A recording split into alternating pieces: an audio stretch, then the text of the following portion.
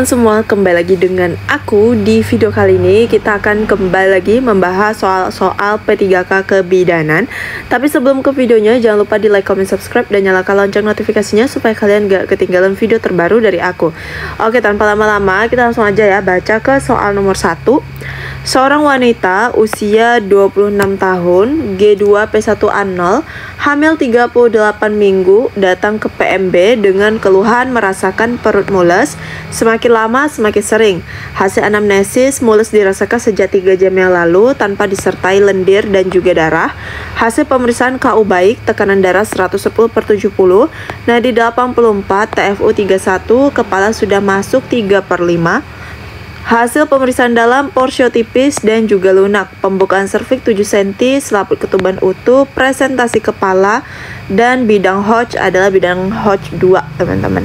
Nah, oke, jadi bidang Hodge itu terbagi menjadi 4 ya, teman-teman ya. Oke, jadi dia sudah masuk ke bidang Hodge 2. Nah, di manakah posisi penurunan kepala janin sesuai kasus di atas? Nah, kira-kira kepala janin di bidang Hodge 2 itu masuk di mana, teman-teman? Oke, ini tuh udah sering banget aku bahas ya, bahkan di ebook lama aku itu juga udah sering aku bahas terkait Hodge 1, 2, 3, dan 4. Nah, untuk Hodge 2 itu dia sejajar dengan Hodge 1 ya, sejajar dengan Hodge 1, kemudian dia setinggi apa? Setinggi bagian bawah simpisis, teman-teman. Jawabannya itu adalah yang B. Kalau yang A, bidang lingkaran PAP sejajar bagian atas simpisis dan promontorium, itu Hodge 1, teman-teman ya. Nah, yang A itu Hodge 1. Kemudian kalau yang C, bidang sejajar Hodge 1 setinggi bagian atas simpisis, teman-teman. Nah, yang C itu bukan ya, dia bukan bagian atas tapi bagian bawah, teman-teman. Nah, kalau yang D, bidang sejajar Hodge 1 setinggi spina ischiadica, teman-teman. Ini Hodge 3. Nah, kalau yang E, bidang sejajar Hodge 1 setinggi tulang koksigis, ini adalah Hodge 4, teman-teman, gitu ya. Oke, jadi untuk soal nomor 1 jawabannya adalah yang B. Soal nomor 2, seorang wanita usia 33 tahun, G2P1A0, usia kehamilan 40 minggu, sedang dalam persalinan kala 1 di BPM sejak 4 jam yang lalu. Dengan keluhan mules sekali, hasil anamnesis sakit melingkar dari perut depan tembus ke belakang sejak di rumah hingga 1 jam lalu, dan saat ini rasa sakit berkurang.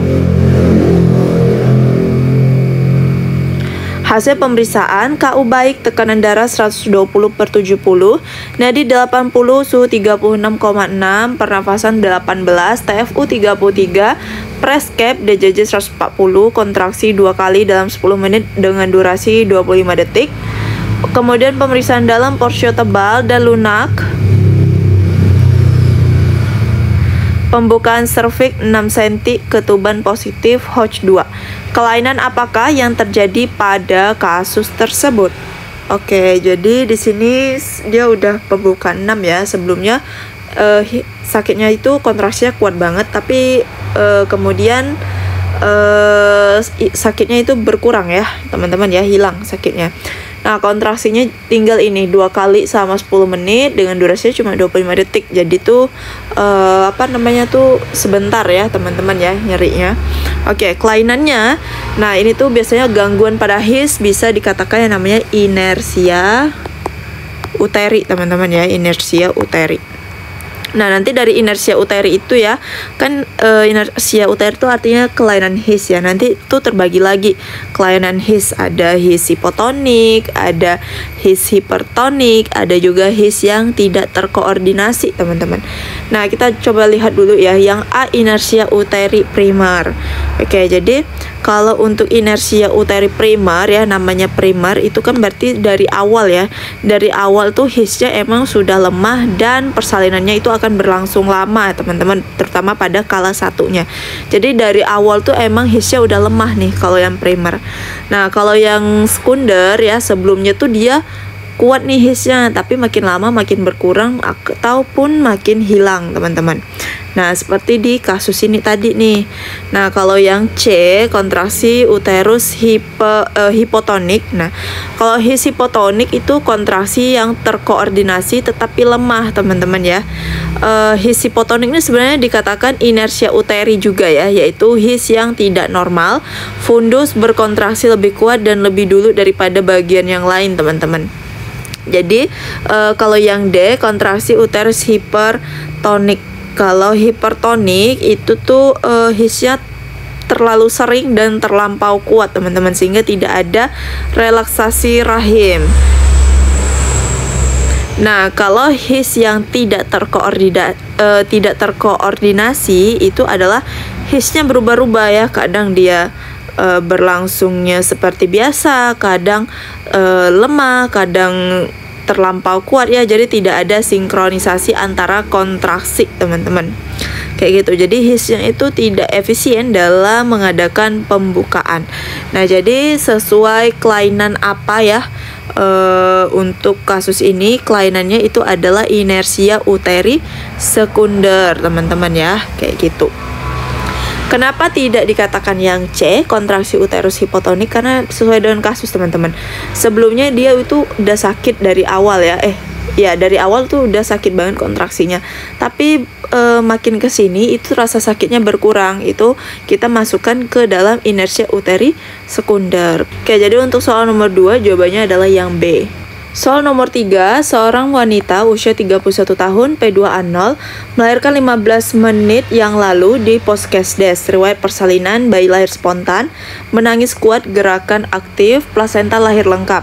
Hasil pemeriksaan KU baik, TFU 1 jari di bawah pusat, kontraksi uterus kuat, kandung kemih kosong, perdarahan lebih kurang 200 mili. Apakah tindakan selanjutnya yang paling tepat pada kasus tersebut? Oke, teman-teman, tindakan selanjutnya setelah plasenta lahir ya, kalau dari si APN itu apa? Ke yang A, menilai perdarahan. Ini perdarahannya udah tahu ya, 200 mili. Kemudian yang B, melakukan masase uterus. Yang C, memberikan oksitosin kedua. Ini tidak perlu diperlukan ya, karena kan sudah keluar nih ari-arinya.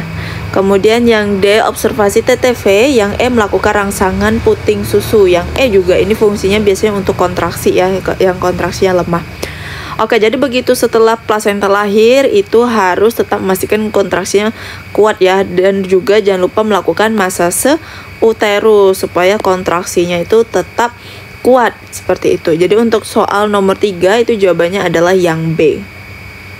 Soal nomor 4, seorang wanita usia 21 tahun G1P0A0 hamil 39 minggu datang ke PMB dengan keluhan perut mulas dan keluar lendir campur darah. Hasil anamnesis, rasa mules dirasakan sejak 5 jam yang lalu dan saat ini semakin sering. Hasil pemeriksaan KU baik, tekanan darah 120/70, nadi 88, TFU 32. Kepala sudah masuk 2/5, kontraksi 4 kali dalam 10 menit dengan durasi 45 detik, DJJ 130 kali per menit, teratur. Pada pemeriksaan dalam, porsio lunak tipis, pembukaan serviks 8 cm, sabuk ketuban positif, presentasi kepala Hodge 3. Apakah yang paling tepat pada kasus tersebut? Asuhannya ya, teman-teman yang ditanyakan. Oke, nasi pembukaan 8. Sabuk ketubannya juga masih utuh ya. Jadi kalau sabuk ketubannya masih utuh, itu masih bisa untuk ibunya itu melakukan aktivitas ambulasi ataupun mobilisasi, teman-teman ya. Kecuali nih kalau ketubannya udah nggak utuh, udah pecah ya, teman-teman, itu disarankan untuk tirah baring ya, bisa miring kiri atau miring kanan seperti itu. Takutnya kalau tetap misalnya ibunya berdiri atau mobilisasi, takutnya terjadi yang namanya tali pusat menumbung, teman-teman. Takutnya tali pusatnya jatuh seperti itu. Nah, jadi karena di sini masih buka 8 dan sabuk ketubannya masih utuh, maka yang bisa dilakukan adalah menganjurkan mobilisasi, teman-teman ya, karena mobilisasi ini bisa membantu mengurangi rasa sakit dan juga mempercepat untuk pembukaan serviks, teman-teman. Untuk soal nomor 4 itu jawabannya adalah yang C. Soal nomor 5, seorang bayi laki-laki usia 18 bulan dibawa ibunya ke puskesmas dengan keluhan diare sejak 1 hari yang lalu. Hasil anamnesis, bayi rewel, Kemudian BAB 3-5 kali sehari, konsistensi cair, tidak ada darah dalam tinja, minum biasa dan bayi tidak muntah. Hasil pemeriksaan KU baik, berat badan 11 kilo, panjang badan 76, suhu 37,5, pernafasan 36, mata cekung, turgor kulit kembali lambat. Rencana asuhan apakah yang paling tepat pada kasus tersebut? Oke, jadi dilihat ya dari mata cekung, turgor kulit yang kembalinya lambat, bayinya rewel ya teman-teman. Tapi dia masih mau minum ya, minum nih biasa. Nah ini masuk ke diare. Diare apa kalau di MTBS itu? Diare dehidrasi ringan sedang ya, dehidrasi ringan sedang teman-teman. Nah kenapa dibilang ringan sedang? Karena dia masih minum ya. Kemudian dikatakan dehidrasi karena ini turgor kulitnya itu kembalinya lambat teman-teman. Nah kalau kita lihat di tabel MTBS itu ya, ini kan masuk di yang warna kuning teman-teman. Ini anjurannya harus sesuai dengan rencana terapi B. Nah rencana terapi B itu yang pertama adalah kita harus memberikan banyak oralit teman-teman ya. Ini biasanya diikuti dengan berat badan bayinya. Berat badannya berapa? 11 kilo ya. 11 kilo berarti sekitar cairannya 400 sampai 700 mili ya teman-teman ya, seperti itu. Nah kalau setiap kali dia mencret ya untuk pemberian oralitnya, tujuannya apa? Untuk mencegah anaknya supaya tidak dehidrasi seperti itu. Karena di sini kan udah dehidrasi nih, maka diperlukanlah pemberian oralit. Baru nanti terakhir baru diberikan obat zinc sama 10 hari berturut-turut teman-teman. Jadi untuk tindakannya itu yang pertama adalah pemberian oralit untuk anak yang diare dengan dehidrasi ringan sedang ataupun dehidrasi berat ya teman-teman. Jadi untuk soal nomor 5 jawabannya adalah yang A. Oke teman-teman, segitu aja dulu 5 soal dari aku. Semoga bisa membantu persiapan P3K kalian di tahun ini. Dan aku saranin banget untuk kalian sering-sering uji coba kemampuan kalian di tryoutnya Sobat P3K. Dan untuk linknya udah aku cantumin di description box aku. Dan untuk ebook itu masih dalam proses record untuk pembahasannya. Jadi mohon bersabar, kalau udah ready aku akan infokan lagi di YouTube dan juga di TikTok. Jangan lupa di follow akun TikTok aku, yaitu Soal Bidan. Dan terima kasih banget yang udah nonton. Jangan lupa di like, comment, subscribe, dan nyalakan lonceng notifikasi supaya kalian gak ketinggalan video terbaru dari aku. Dan juga jangan lupa di share ke semua teman-teman kalian supaya mereka bisa belajar bareng aku. Oke, segitu dulu. Terlebih kurang aku mohon maaf. See you next video. Bye bye.